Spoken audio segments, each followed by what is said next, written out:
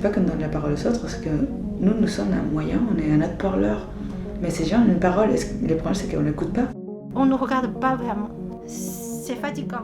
Je suis militante parce que j'ai pas le choix en fait, sinon je me fais écraser tout simplement, tu vois.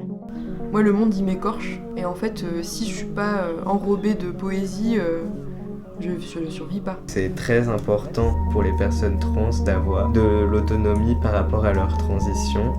Mais là où je trouve que ça aide, en fait, c'est de se rassembler avec d'autres gens.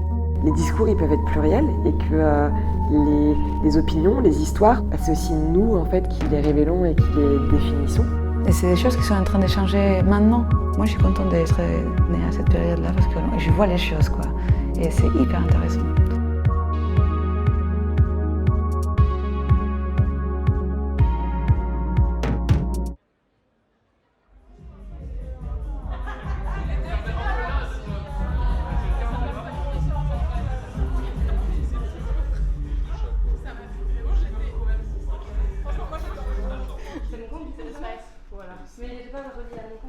En gros, moi, je suis née au Cameroun, à Yaoundé, et je suis arrivée en France à 9 ans. Je suis arrivée en France chez ma mère à Saint-Nazaire. Et c'est en arrivant à Nantes, en fait, que j'ai découvert les soirées électroniques.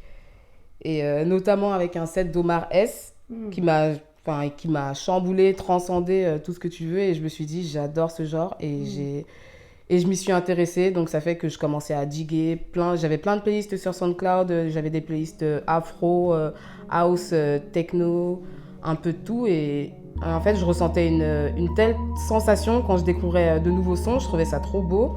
Et le fait de vivre ça aussi, cette beauté sur des dance floors, je me suis dit, mais j'ai trop envie de faire ça. Ça fait ressentir des trucs magnifiques aux gens, en fait. Et c'est comme ça que j'ai commencé à mixer.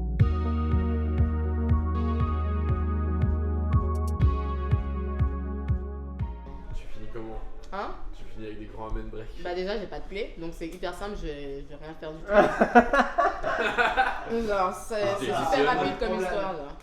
Ah bah alors les DJ, hein? Quand il n'y a plus de clés, on peut plus rien faire. Hein? Tu vas quoi? Tu vas chanter? Tu vas prendre une guitare? Bon, on l'a déjà. Bah, certains, genre.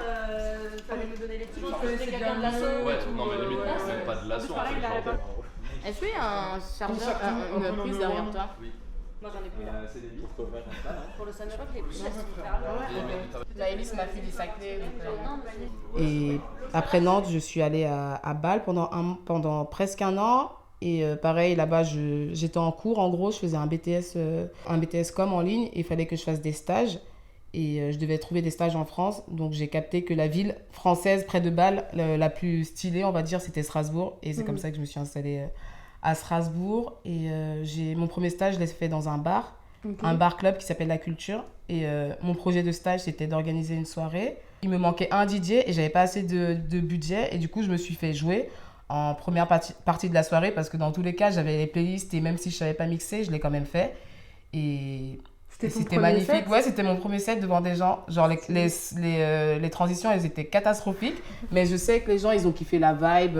J'ai eu que des bons retours et puis après ça, je suis partie. Après mon stage là à La Culture, je suis partie au Bled. Quand je suis revenue à Strasbourg, le gérant il m'a proposé une résidence avec 2 autres filles, donc Maëlys et Lila. Et c'est comme ça qu'on a monté le collectif Mal avec nos résidences même pas mal à La Culture.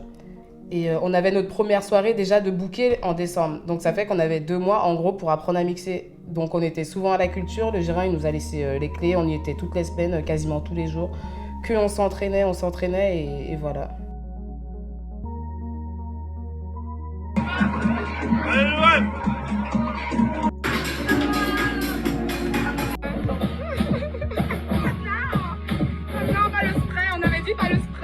À nos premières soirées, on se prenait pas mal de réflexions de type pendant que tu es en train de mixer, il y a un mec qui vient avec sa clé qui te dit est-ce que je peux jouer et tout, alors qu'il y a littéralement ta soirée d'annoncer avec le line-up, donc il sait très bien qu'il peut pas. Et on s'est pris pas mal de réflexions comme ça. On savait que c'était pas normal, mais on en parlait après chaque soirée. On sentait bien qu'il y avait un truc qui clochait. Et 1 an plus tard, c'était un peu l'époque du MeToo musical. Et je me suis fait la réflexion, je me suis dit, mais c'est bizarre, il n'y a pas vraiment de MeToo musical qui touche les musiques électroniques. Et puis c'est comme ça qu'est venue l'idée de Tu mixes bien, parce que j'ai fait un peu le tour autour de moi de toutes les DJ strasbourgeoises que je connais. Chacune, au moins une fois, s'était pris une réflexion sexiste pendant qu'elle mixait au cours d'une soirée électronique. Et donc j'ai senti qu'il y avait vraiment un truc à faire, un truc à dénoncer. Et effectivement, on a bien fait de faire ça parce que ça a eu un élan national, on va dire, parce qu'il y a tellement de DJ, que ce soit professionnels ou amatrices, qui se sont retrouvés dans les témoignages qu'on publiait, tu vois.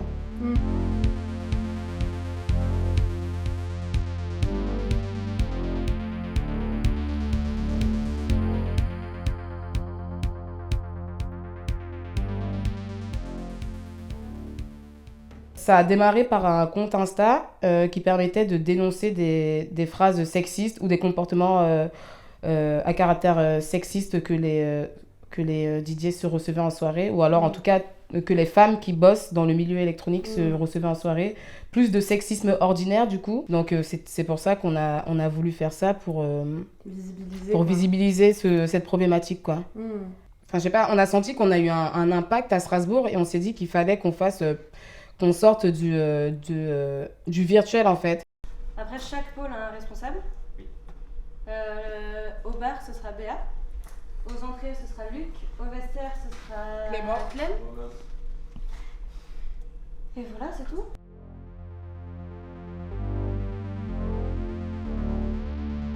Ben, une fois que tu fais danser les gens, en fait, il y a plus de... je pense qu'il n'y a plus de meufs, de mecs, de ci, de ça. En fait, tout le monde a la même enseigne et juste les gens kiffent, tu vois. Et je pense que ça peut être un acte militant, d'autant plus si t'es une meuf ou alors une minorité, tu vois.